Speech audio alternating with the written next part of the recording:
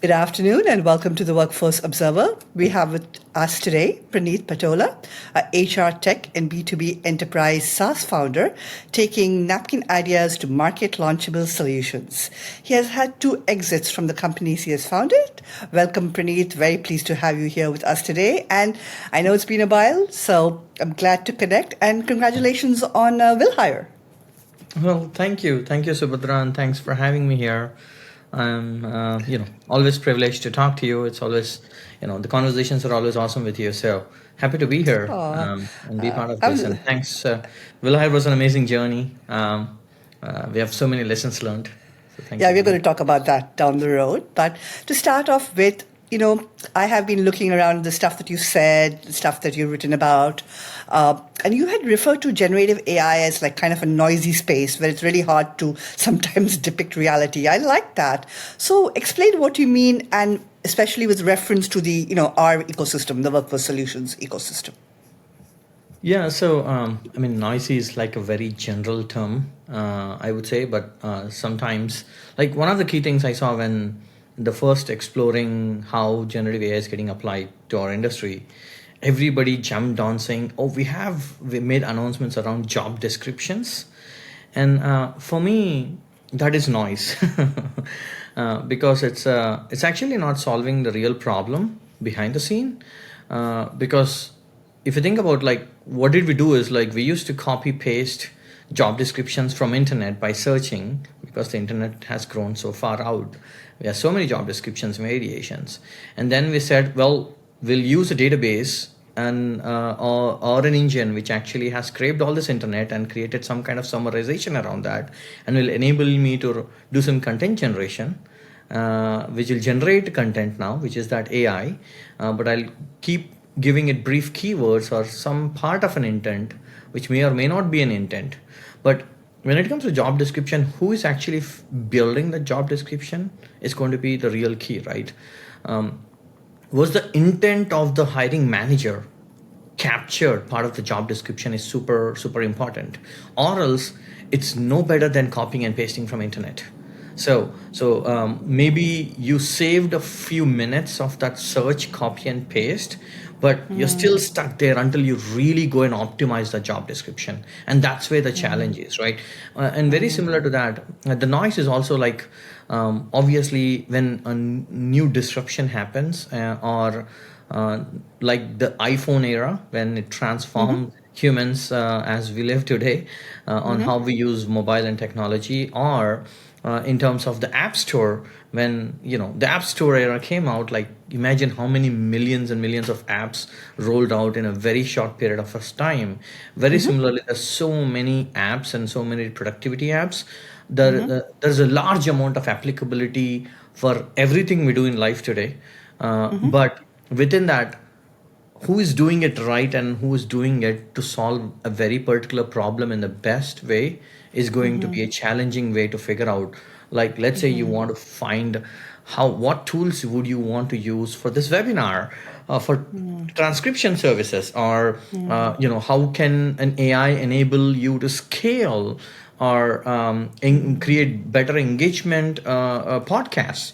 So there's so many variations. Are always like, what can you learn from previous podcasts to make it better in the new podcast. So there's a really amazing tools today which is available. You can solve all these purposes, but doing it right so that it won't give you wrong output, and doing it correctly is going to be very very challenging, right? Like for an example, I've heard everybody around is using an AI recruiter, and sometimes it's confused. AI recruiter is you're basically extended your Slack agent or a Teams agent, which is sitting on top of an open AI to actually answer questions on internet. Is that what it is doing, or are you good? Are you summarizing a list of things in your own ecosystem for solving a specific purpose? So we got to be really really clear as such to what purpose we are using. And anytime purpose built tools in the first generation of it will be little more immature and inaccurate, but as it goes, more times is being spent and solving that purposefulness around those applications and applicability becomes more mature.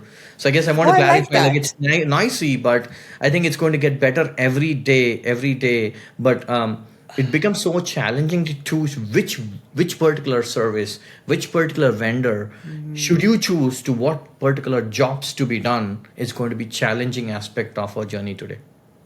I like that. So what you're really saying to what I'm hearing is we are in the process. We're really at the tip of the iceberg. We started building first generational tools, first generation. And now we have to go in, figure out, okay, what is really useful, what is not, how can we engage better so there is value to the ecosystem. That's very cool. Okay, that makes sense. So, you also talked about in this whole, we talked about vision, and you had said that, we have to prepare for totally AI-driven staffing firms, and we are going to be built from the ground up to run through AI. And I like that. So what does that mean, actually? So that is if I had becoming to a ask little you more to, real than like this morning at okay, 11 a.m. I usually do this sync with my industry friend who's been a friend for a very long time, who speaks okay, same language and within the contingent. And okay, we've been discussing for some time, like happening, the AI driven staffing company, how real is it? And the more we talk about it, the more real it is. As an example, if you look at the functions of a staffing company, from front office to back office, there are two functions of it, right? From a front office or front line, you build top of the funnel, which is sales, where you go either from a sales scalability, join or build relationship with MSP program managers, relationships around that, build your credibility, build your scorecards, and maybe you don't have that, still you venture into it, still do it. And over a period of time, that's like the top of the funnel, right? So which is okay. purely sales, relationship management, enablement. And funny thing is, like, I've been on the other side of the table many times where the common answers which the supplier gets is like, I'm not going to tell you anything about my program. I'm not going to tell you how big is it. I'm not going to tell you how many vendors we have, what we serve. So there's a lot of information security or confidentiality which is secured in that conversation. But at the same time, today, if you actually put enough efforts around that using AI tools, and if You you can find out. exactly. So there's a large amount of enablement where you would know everything, anything around information which is existing over a period of time, and collecting that information and maturing that information. So your sales process now becomes better, and even accurate, and say how can you have a conversation or a better conversation or a better presentation part of your sales process when you're presenting yourself as a supplier to a procurement or to an MSP program managers or decision makers around, like, yes, this is the right vendor for adding to the supply pool, right? At the same time, you can optimize that funnel. Today, there's so many techniques of outreach mechanisms. Like you probably heard about companies like A.ai, the AI SDR. I just recently came across this new company, Lyser, which is building enterprise AI SDRs and several other AI agents. And each of these tool sets are, again, early on. They're probably year and a half old in their inceptions, but all these have proven to create already productivity in terms of sales scalability and the front line of front office. But once the How front do you spell office, the company name? Sorry, how do you spell that, Lyser? How do you spell it? LYZR, I think LYZR. Yeah, LYZ. Okay. yeah. It'll be good for people to I know. think I Okay. got it right. If not, I probably can put this in the Yeah, note. no, we can figure it out. Okay. And there's so many companies like that in the market, which is basically building automation and productivity agents, where anything which you're doing repeatedly or semi-intelligently, you can actually enable AI to make that job easier, faster, better for you. Like, I'll give you a simple example. When people build lists in sales processes, in the olden days of it, pre-era of even Zoom.com or any others like Jigsaw data from Salesforce, the data.com world, we used to like really be cautious which particular contacts we are trying to reveal because it was so expensive in the whole cost of acquisition through the process. But in today's world, you can sign up to clay.io, I think clay.com, where you go in there, you basically say, here is what my criteria is, or you go to Apollo or several other smarter tools today where your sales engineering funnel has become like super, super easy. And you can also use companies like BuyerStage. This is a company I came across. I'm a big fan of this.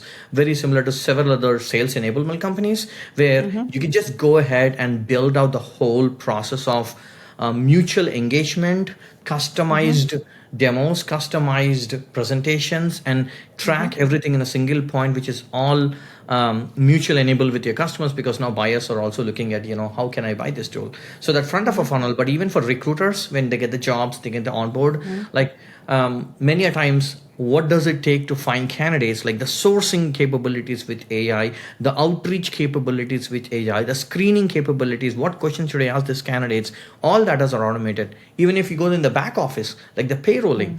So today, to actually understand, like I've heard this from so many companies as such, the timesheets manager in a staffing company or the invoicing part of it, they have to go into VMS, or sometimes many times there is no VMS, but still get the timesheets. So the candidate actually either has to give them the timesheets, or they log in every time into the timesheets on a weekly basis, downloaded, what are the timesheets, and then make sure that is synced into their custom invoicing process, so that they know how to run the payroll, because you need the hours to make sure you put it into the hourly payroll part of it. And there's some parts of an integrations, but now today agents can actually automate majority of that manual work, bringing a large amount of efficiency. So from sales engagement, all the way to back office operations, all the way to payroll, there's a large amount of automation, candidate check-in, delivering better services to candidate,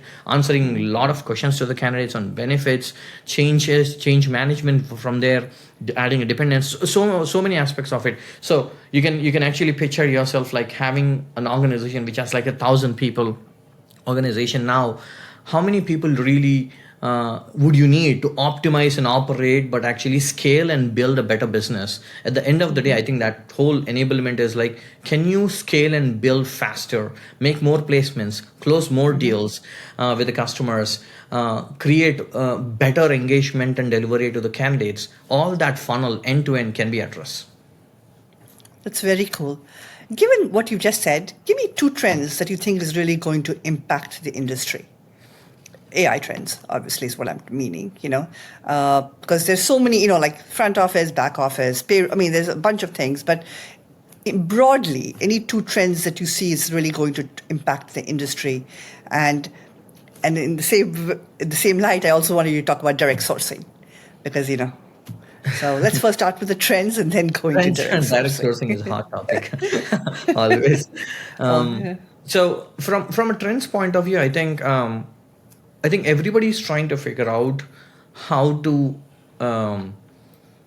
serve customers better, or users better in their technology platforms. So everybody's trying to use one fashion or a form of AI, whether from a supplier front, they're using AI in terms of like using AI in sales, using AI in recruitment, sourcing candidates, outreaching candidates. So that's already picked up heat. You have seen so many AI recruitment services, which are voice AI recruiters versus outreach AI recruiting, which is basically primarily email and SMS optimization, where the email is like super personalized. The sourcing agents are now building out funnel of a candidates for you right in your CRMs and ATS, which will enable you, say, when the moment the job comes in, it goes and scouts all the sources to find you who are the better candidates. So that optimization, experimentation is done. I think the trend right now is like experimentation of all this new technology is happening. I think this has been there for a year, but I think I'm seeing more in the most 2024 recent months, more companies are signing up, more companies are inquiring, how do I use this productivity tools or AI agents to optimize my day-to-day operations on the supply side. On the buyer side, customers are also questioning and asking, what tools and techniques should I be using for better operating my whole program? Whether it comes to all the way from HRIS to, learning management systems and L&D, towards coaching and employee check-ins, employee trainings, VMSs, all an individual platforms are getting through a transformation is like injecting small elements of AI in all front. and experimenting which particular task optimization for an existing incumbent can optimize. Like you have a list of these candidates you're reviewing for all these supplier submitted candidates. What do you do to what are, or rather than a text generation score, which is been and done already based on the Right. match score, what else can you do to actually go ahead and optimize that funnel through AI summarization across based on the need that you have? So those are Got some it. trends which are picking up, and there's a lot more, going back to the chatbot days when the industry went a little bit crazy on it. I think that is coming back to it, but now you're not talking about human chatbot, human enabled workflow engines, but more of an autonomous chatbots which is knowledge based Yeah. with a well trained in knowledge. Yeah, the AI agents The AI as what you're agents, agents. Okay, and got it. direct Got sourcing it. is nothing different than that. Like, the direct sourcing is kind of driven based on the productivity and connecting the dots from how do you engage candidates better, faster, employee engagement, alumni engagements, contractor engagements, in the talent pool engagements.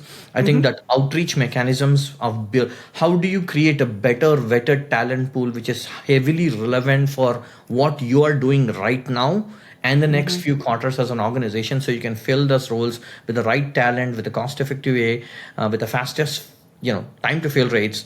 That elements won't go away, and I think we have, at least I am seeing the need where we had conversations in the most recent incumbent players of direct sourcing, usage of voice and voice agents within that segment even.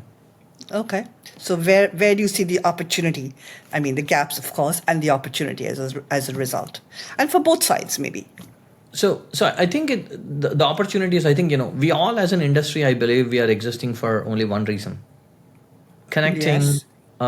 what is the need at an organization to the right person who's actually active, available, looking for the job, and is the right fit, who can actually get the job done in a short term or a long term engagements, right? So that is the only reason the whole gamut of this industry, any tools exist. I think there is an opportunity both, not just on direct sourcing but supplier and all elements of engagement. It's like, can you optimize and shrink this process really small? But I think there is a trend in our industry for the last several years that never happens. We are the least adopters of all these transformations, although we attempt to do it and it kind of dies off. But the real applicability to solve that real one problem still is coming outside of the industry and doing it. I've seen still like shift marketplaces where I was just surprised to learn, again, with all the direct sourcing and everything enablement, with this large amount of processes and vendors, a large amount of fields even in light industrial with large enterprise are happening with independent shift filling organizations, which are app driven, which are now figuring out how to use that app as directly and build their own optimization. But it was surprising to learn, like, there's a large amount of labor category, although which is contract labor, is not even part of MSP and VMS programs. So I think that shift opportunity is like, can you really readdress that need at the customer level with a new age systems which are AI first as an approach, and bring that consolidation of need to fulfillment much more quickly than going through a traditional, really cumbersome, large amount of transactional hands exchange to get to that fill rate. Can you change something today, and what can we learn from several aspects of other, like sales engineering, fulfillment, and bring that into this talent ecosystem world, especially from a talent acquisition point of view for contract labor? I think there's a humongous opportunity. I think somebody's going to do that, is basically start at the source of the funnel and bring the consolidated channels together to actually solve that better. But I think adoption and implementing that is a gigantic problem. Somebody has to take an upliftment of this bigger problem at a larger scale to do it. It's not a small problem to address. The No, obvious it's not. people who can, the obvious people who can do this is our MSPs and VMSs at large. Who can do that is like retransform their organizations. And even I'm seeing a trend pick up in RPO companies, because RPOs traditionally have always been, other than the amazing services they have delivered to enterprises in terms of employer branding, recruitment marketing strategies, optimizing the cost of hire, and the whole funnel, implementation of their own stack of talent tech ecosystems, on the whole stack of technologies. There's a new trend is like, still humans are doing it, and it's very human driven organization. And when agents are able to do a large amount of the services, they have to retransform them into more of a digitally enabled RPO rather than a human enabled RPO as major. So there'll be humans, but heavily driven by digital. It will help them retransform and increase their bottom line, but also enable customers to buy the services at much cheaper cost than what they're paying today. That's very cool. Thanks. Yeah, it's going to be an interesting next few years, definitely, for the workforce solutions ecosystem. Let's talk a little bit about you, your current organization, and your role. I Yeah. know that you've taken something on very, very recently. Yeah. So tell me. After my exit from Will Hire, most of my time I've spent with family, travel, investing, advising, and several companies around in the space. Right. But with generative AI taking its boom out, I couldn't stop myself not jumping into it. I was Sure. fortunate enough to find an opportunity that I can do some experimentation. We are like super, super still in early stage where we are still exploring as such to what's and how. But what we perfected at ourselves is how do we create an omni-channel engagement model for candidates. And we are exploring now building as such to how we can deploy this orchestration of multi-agent omni-channel engagement platform to solve different problems, whether it's going to be like we call internally that as an MSP agent, or which is residing in that whole ecosystem to enable. So this is then for the buyer. You're Yeah, talking so about it could this be for the buyer. MSP agent that a buyer can use to find the talent they want. Exactly. Okay. MSP agent, which can actually channel through MSP service provision to end customers in enterprise, where the hiring managers, whenever they want, and whatever information they want, is readily available for them to go ahead and access that through the agent, and they're not calendar dependent and human time dependent if it is an obvious answers and things which can be done, which could be a combination of automation and agents work embedded along with voice, and how they communicate using an SMS, using a phone call, using a chat, any of that elements. We are seeing that as a reality, and we're seeing a lot of validation. But now that is at the front of a funnel. At the back of the funnel, we are also seeing a large amount of enablement on the supplier side, where can we enable you from sourcing all the way to screening to submission to post engagement of candidates. What kind of agents can be deployed in your ecosystem, which is both SMS, email, and voice enabled to solve multiple aspects of this function. And as you can imagine, reaching candidates is one of the key element part of it, of the workflow, where they would like to automate a large portion of that outreach. Where I was reading this article where 96%, or I don't know, 70,000 more minutes of a human recruiter's time is spent on a phone call these days. But today's voice agents gives you capabilities to solve that at a larger scale without putting that effort in, which means you save like 90% of your time. So how can you be more productive in analyzing this information which is in front of you to make better decision? So from a recruiter's point of view, can I make more placements on a daily basis, like placements per month, a very big metric, and response rate, which is measured on an MSP program today. All these metrics can be enhanced. So we are working on a platform right now, which is basically a voice and omni-channel enabled platform, which will enable staffing agencies, marketplace platforms, direct sourcing programs, both on the curation side and also on platform side, which is deployed.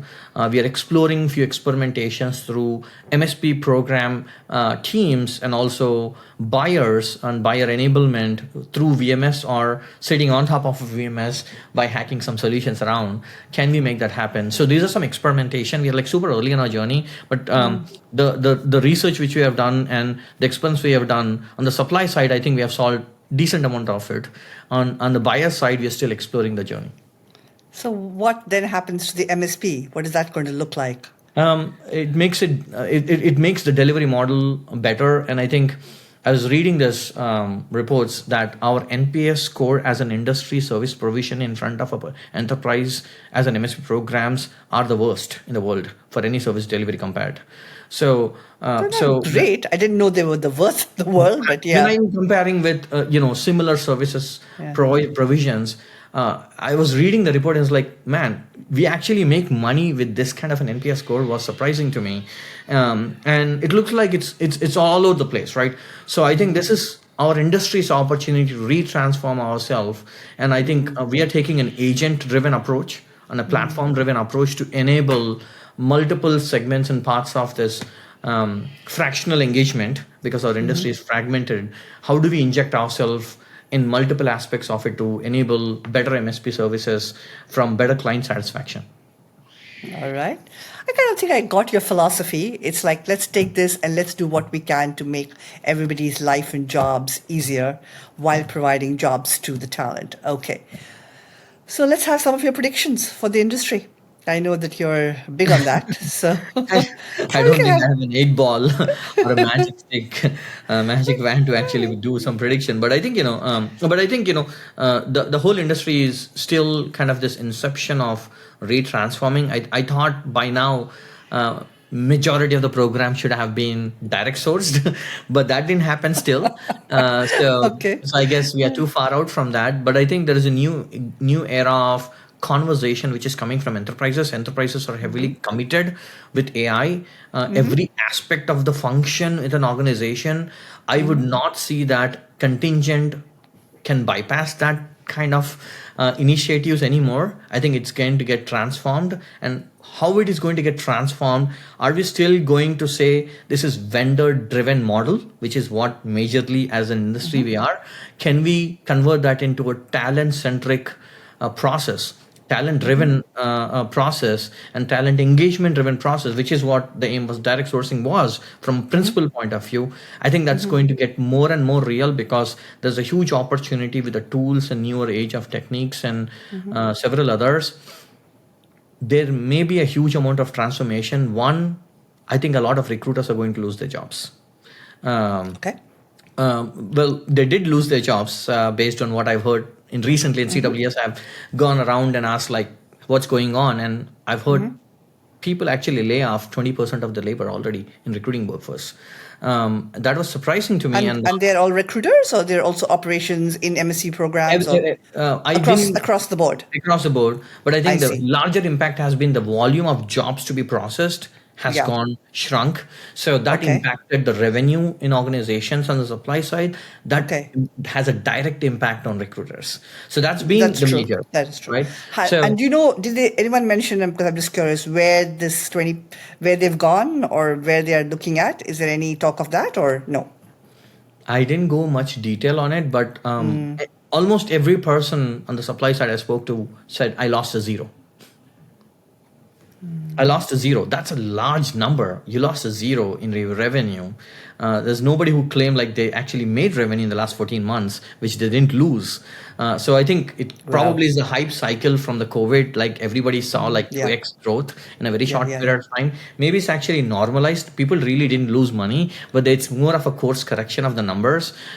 So, but now because there is a pattern I saw in that you are able to lay off a lot workforce within your service delivery category so quickly enough. So what happens with when AI comes into picture? Would you, and it depends on the supplier organization as such, would you go ahead and enable existing workforce which you have from a supplier and recruiter base to increase their productivity, which means you want to make more number of placements, more number of submissions. Let's say you're in high volume recruiting, you're only able to make 10% of the placements, but can you increase that 10% placements to 50, 60, 90 by embedding this AI into it, which means you're enabling recruiters. But at the same time, if they're not able to do that, which is basically the top of the funnel is shrinking, which means they don't have enough jobs to process. So they're looking to increase the bottom line or keeping up the bottom line, which is why they had to lay off, right? The simple reason. So if that was a strategy, then I would think that in the next 10 years, what would your life look like as an organization with AI being part of crux of your sourcing, your enablement, your timesheets, your engagements and everything, candidate engagements. When that is done, I think there will be at least 10% of the connection. It's not like replacement, but there will be a 10% of correction on the workforce and how workforce is getting engaged in these particular roles like they're doing today. So that if 90% of your job was calling people and being on the call or attempting and outreaching candidates, and that is not getting done by you as a person, as a daily job, then what else will you do? That's a question people need to ask themselves, is like, how am I going to leverage my time and reskill or upskill myself to make myself indisposable and valuable Valuable. for the company, so that you're not getting on the layoff list, right? Got it. So I'm correlating to what companies just did in the last Right.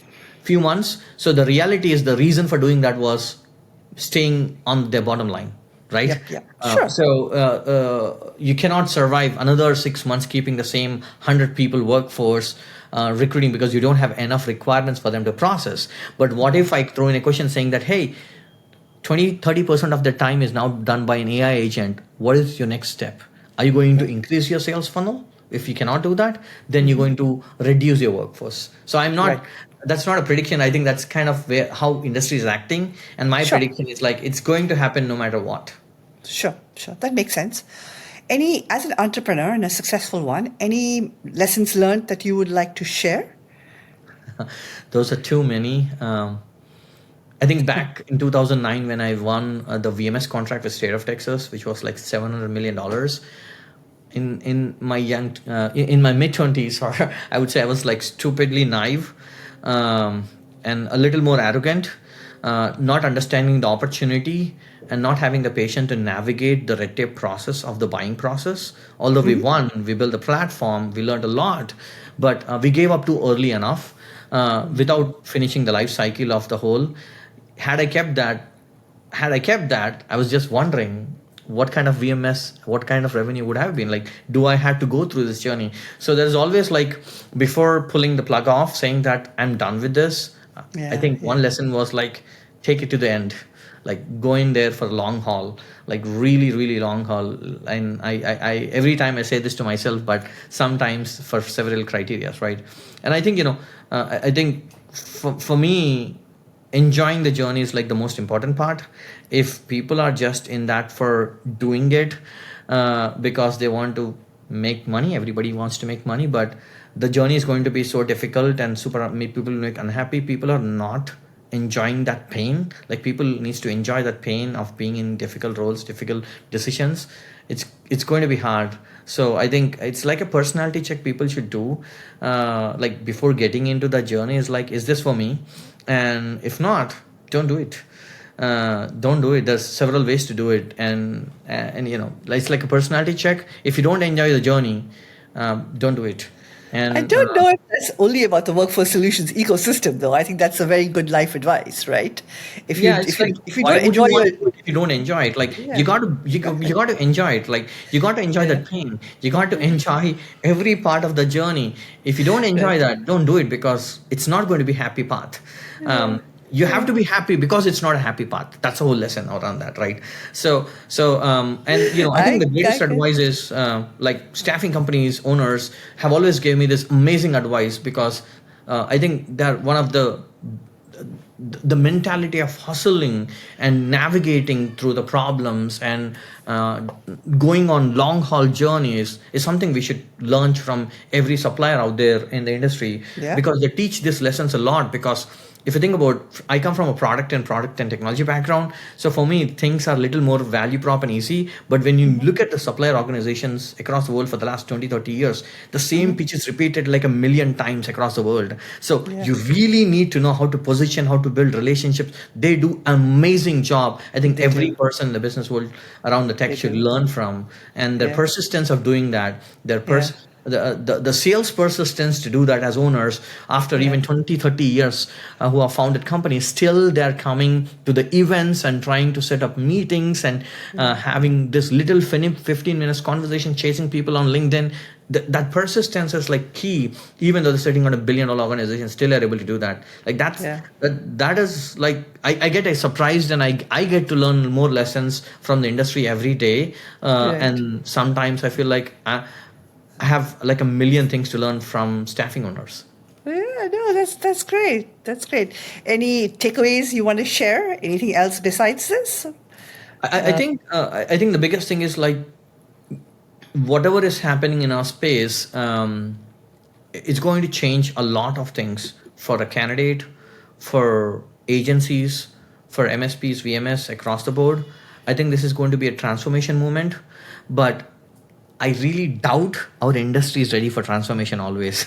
That's been like my question mark is like, who is going to trigger this big transformation of AI enablement, where can I bring that connectivity much smaller, like connecting these two dots from the need to the resource really fast and really there. I don't know if the industry is ready for it. The staffing supply seems to getting ready for it from an adoption point of view. I don't know if buyers are ready for it, or they're seeing something beyond the job descriptions and matchings which are already there with them for a very long time in one fashion or another. What else they are looking at it from a transformation? Are they ready for a full-blown transformation of changing the way how you acquire from a talent pool, or acquire from a larger talent pool, or creating that vetted talent pools at scales by creating pre-investments into those direct sourcing programs? I don't know if they have the appetite yet. Well, I'm not going to give away anything, but I do have some podcasts coming up with buyers who do talk about that. So, you can tune in and see. But thank you. Thank you so much. That was a great conversation. I really appreciate your time. For those of you who want to learn more, the links will be in the description. Thank you.